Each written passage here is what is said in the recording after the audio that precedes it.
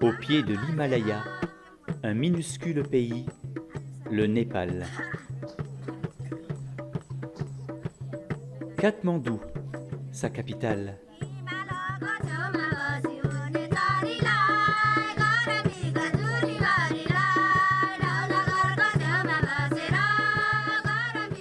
Les collines, aux terrasses minutieusement, patiemment ouvragées. Blotties, où étalés les champs de riz et de millet, irrigués. Tendresse de la lumière dans l'aube naissante.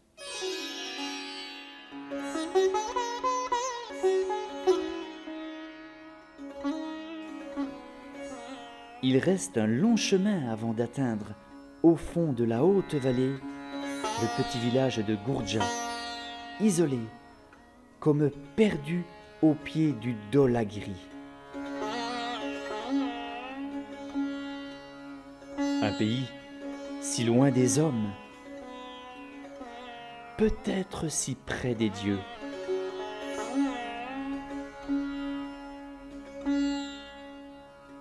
Tôt le matin, hommes, femmes, enfants partent au champ à 4 kilomètres du village. Ils récoltent les pommes de terre, labourent les petits champs escarpés, gardent les animaux.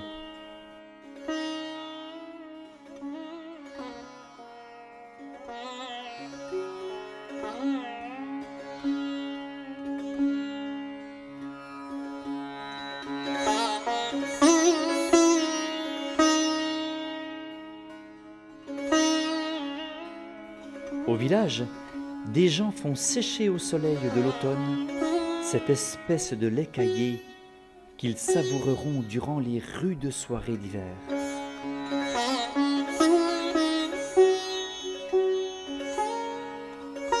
Ils coupent en fins chapelets les navets qu'ils vont pendre aux terrasses des maisons.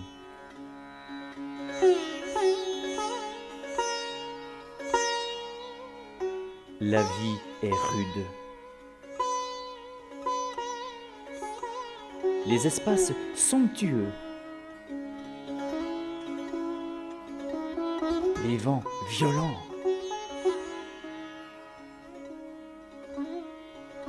Les portes toujours ouvertes.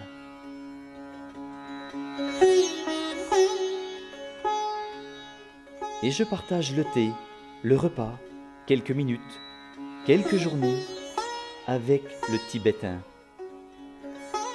Il rentre au Dolpo, où sa famille s'est réfugiée en 1950, fuyant devant l'invasion des troupes de Mao Tse-tung.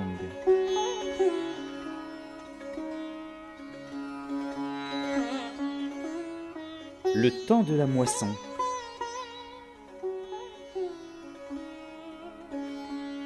Le battage du sésame et du millet. Le vanage. Geste, tradition millénaire.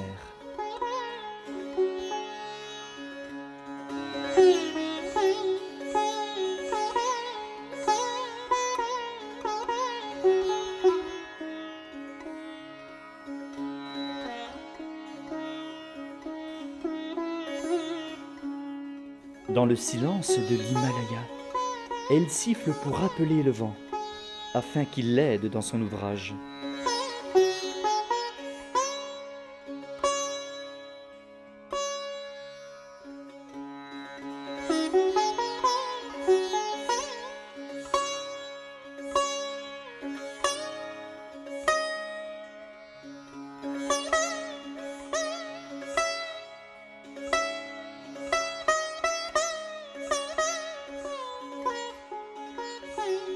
Bientôt Lulang, au pied du col qui ouvre l'accès à la haute vallée perdue. Sur les parois, quelques inscriptions. Om Mani Padme Hum, la sagesse est dans la méditation.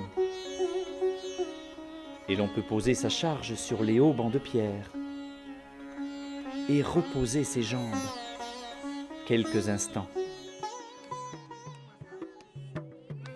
Le village est animé. C'est la fête. La nuit sera courte.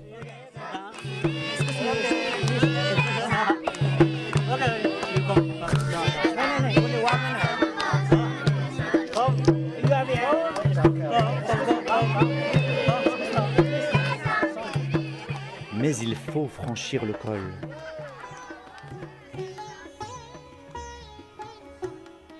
Pourquoi des hommes sont-ils venus vivre dans un pays si retiré?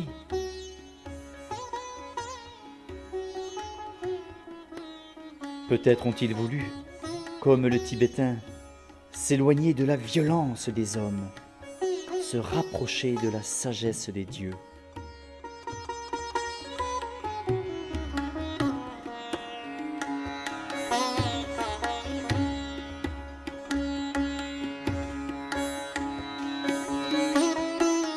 Enfin, par un bel après-midi d'automne, le village de Gourdja, accroché au flanc de la vallée perdue.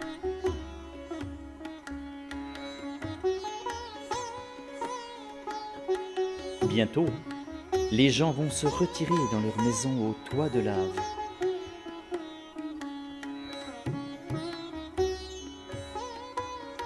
Entre deux tasses de thé salé, au beurre de yak, brûlant, elle tisse quelques couvertures pour l'hiver qui approche à grands pas.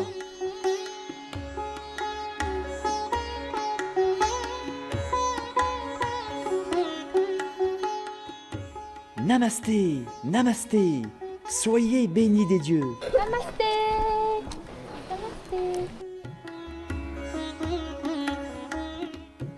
Le soir, autour des petits feux de bois et de bouse de yak, nous partageons le silence et quelques galettes de millet.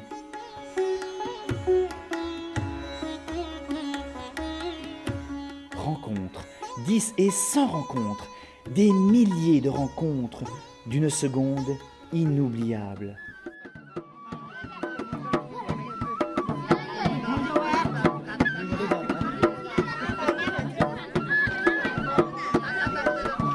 अब अहिले त हावा आउँदैन नि छोड्दै हुनु त्यहाँ पुरै छोड्दै पनि हुन्छ हावा छैन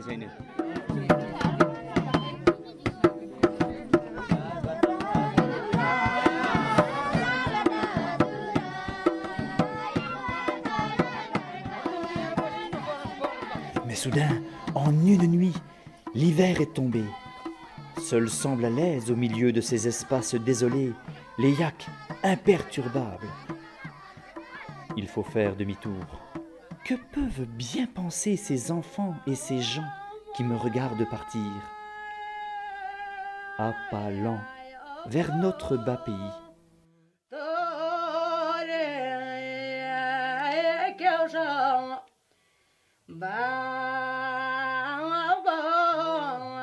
Et partout, portés par les vents, caracolant sur les horizons blancs, les drapeaux de prière, les chevaux du vent.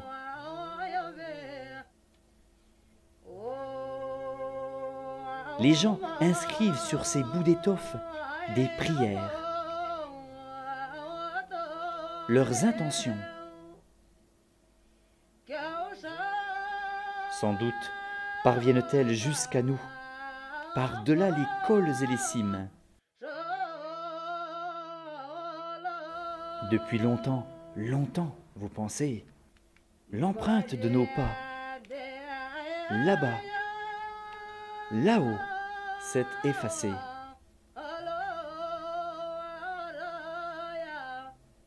Mais reste le silence de ces hauts espaces de la terre